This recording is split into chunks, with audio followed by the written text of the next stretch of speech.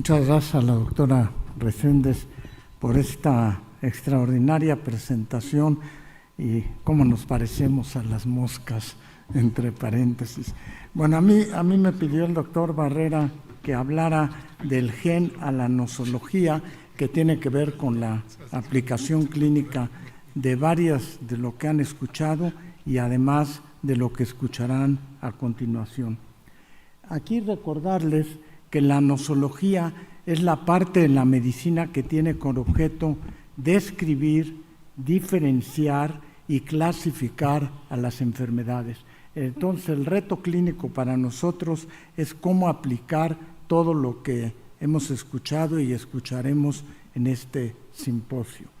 Los modelos nosológicos que tenemos hasta la actualidad nos han permitido poder clasificar a las distintas enfermedades fundamentalmente por aspectos de fenotipo, pero muchas de las definiciones que tenemos carecen de una base molecular o de una base biológica y obviamente, como espero mostrarles en algunas diapositivas, esto está haciendo que cambiemos el conocimiento de cómo clasificar nosológicamente a las distintas enfermedades. Es necesario modernizarnos para que la información que estamos escuchando la podamos aplicar en la clínica y se puedan incorporar datos genómicos, proteómicos, transcriptómicos y metabólicos y que dé lugar entonces a una clasificación mucho más robusta y más completa. Y para eso el reto clínico es cómo incorporar a los genes, a las proteínas, a las vías metabólicas y a las variantes genéticas, es decir, más allá de la descripción de investigación básica, cómo podemos incorporarlos a la práctica clínica. Los nuevos genes ayudan a identificar nuevas dianas farmacológicas, lo vamos a escuchar más adelante, y justifican la reutilización de fármacos y clasifican en forma distinta a los pacientes con fines diagnósticos, pronósticos y decisiones de tratamiento. Lo estamos viendo ya en el campo de las neoplasias y de muchos otros, como espero mostrarles. La disponibilidad de datos sobre las relaciones genómicas y la coexpresión génica ha dado lugar a una gran área de investigación en la medicina en donde se exploran distintos aspectos de la enfermedad con otra visión. Los enfoques ómicos encuentran nuevos mecanismos moleculares compartidos para enfermedades mendelianas y complejas, y la minería de los textos, de los conocimientos publicados, los expedientes electrónicos, las bases de datos y el aprendizaje automático y profundo hacen cambiar muchos de los conceptos de enfermedades. Los métodos desarrollados entonces para la nosología y clasificación de las enfermedades hablan ahora de la promesa de revolucionar la medicina personalizada y a aumentar nuestra comprensión de la etiología de la enfermedad. Yo casi diría que aquel que no incorpore en la clínica estos conceptos se va a ir quedando atrás en los años por venir. Voy a poner algunos ejemplos que tienen que ver con genética del cáncer. Hay 3 tipos de genes relacionados con el cáncer: los oncogenes, los genes oncosupresores o genes supresores de los tumores y los genes de reparación del DNA y del ciclo celular, genes que podemos llamar genes mutadores. Se mencionaba el doctor Barrera la importancia que han tenido varios de los premios Nobel. Yo quise mostrar esta diapositiva porque nos habla de impactos que vienen de mucho tiempo anterior. En 1911, Rose describió el virus del sarcoma del pollo y le dieron el premio Nobel en 1966. En 1970, Temin y Baltimore describieron la transcriptasa inversa y le valió el premio Nobel en 1975. En 1976, Bishop y Barbus describieron los oncogenes retrovirales como agentes causales de la transformación celular y valió el Premio Nobel de 1989. Y en 1979, Weinberg describió lo que yo creo que es uno de los pasos fundamentales, que es la transfección de los oncogenes celulares, en donde pudo hacer esa migración del DNA de un tumor humano a poderlo transfectar a ratones y posteriormente extraer el DNA y dar lugar al RAS, a uno de los factores que es muy importante en la producción de oncogenes y en la producción de cáncer.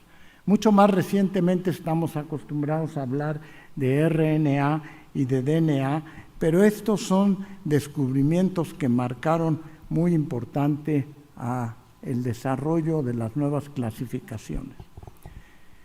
Quise mostrar esta diapositiva de la Universidad de Oxford, en donde proponen una nueva clasificación de enfermedades con algunos aspectos muy importantes. Primero, ¿cuáles son las similitudes de una enfermedad? Es analizar los fenotipos comunes y los síntomas que se puedan compartir independientemente de los distintos genes. Después, la expresión de genes similares, la sobreposición de genes, secuencias similares, tejidos específicas o coexpresión. Otro factor que consideran muy importante para la clasificación es la similaridad genética, es decir, cómo se comparten variantes genéticas y cómo se colocalizan espacialmente en tercera dimensión. Otro de los factores muy importantes son las interacciones proteína-proteína, que habla de secuencias proteicas similares, y yo mostraré dentro de unos momentos alguna de la aplicación clínica de esto. La regulación similares, cuáles son regiones similares en distintas enfermedades o entidades nosológicas, y las firmas epigenómicas de variantes no codificantes. Y luego la similaridad metabólica que pueda existir por todo esto.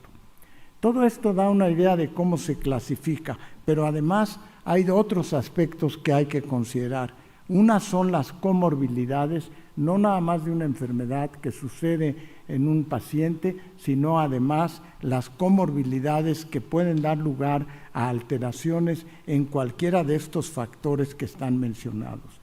Y por lo tanto, la similitud molecular y fenotípica que pueda haber entre las distintas enfermedades. Y hay 4 conceptos que son muy importantes. Antes de poder validar la importancia que tiene estos genes o estas proteínas en el desarrollo de una nueva clasificación. Uno de ellos es que si realmente se ha publicado una afección distinta o un fenotipo aislado distinto en la literatura que sea confiable. Sigue siendo muy importante la publicación de los datos y de la investigación básica. Si existen diferencias distintivas en el mecanismo molecular que subyace a las condiciones clínicas afirmadas. Luego, si las características fenotípicas dentro de las familias y entre ellas es sugestiva de una condición distinta en lugar de un amplio espectro. Y finalmente, si existen diferencias en el patrón de herencia entre las entidades patológicas asociadas al gene. Todo esto se vuelve muy importante para lo que vamos a escuchar de diagnóstico molecular y de aplicaciones terapéuticas. En esta diapositiva, que no sé si alcanzan a ver con mucho detalle, lo que pueden ver es que está el número 1, luego el número 2 y el número 3. Pero lo que es importante es que en el número 1 están los genes que se han descrito para epilepsia. En el número 2 son los genes que se han descrito para esquizofrenia. Y en el número 3, aquellos que tienen que ver con las alteraciones cognitivas. Entonces, como pueden ver, hay toda una red que establece distintas manifestaciones clínicas y cómo se pueden clasificar.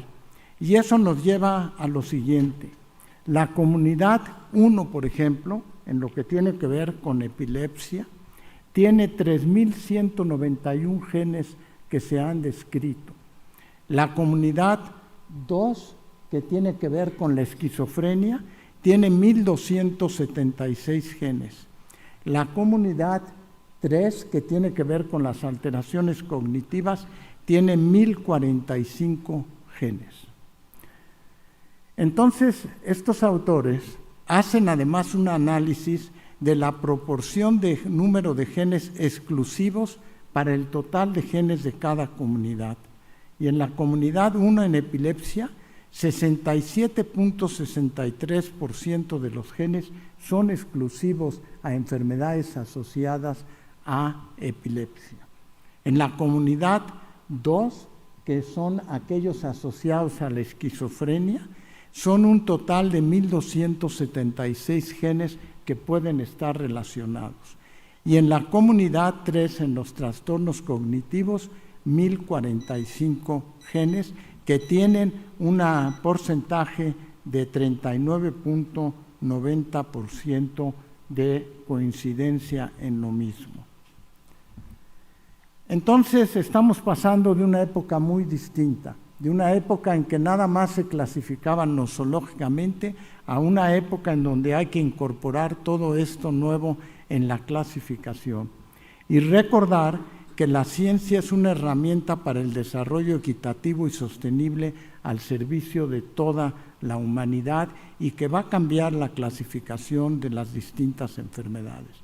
Y en esta, que es mi última diapositiva, les quiero mostrar que no ocurre en una forma aislada, sino que requiere mucha investigación. Aquí tenemos, por ejemplo, lo que ha sucedido con el RNA mensajero, y pueden ver que empezó en 1951 y luego todo lo que ha pasado hasta poder llegar a la época actual, por ejemplo, con el COVID, con el desarrollo de las vacunas. Son pequeños descubrimientos que se van haciendo y que se vuelven muy importantes desde el punto de vista clínico y que van a condicionar cambios seguramente en la próxima década de cómo clasificaremos a las enfermedades. Muchas gracias.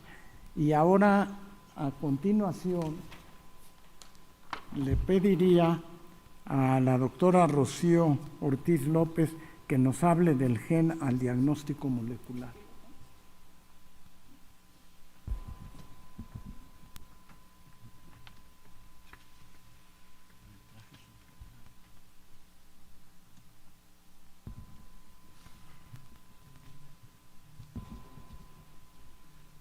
Cambiar todo.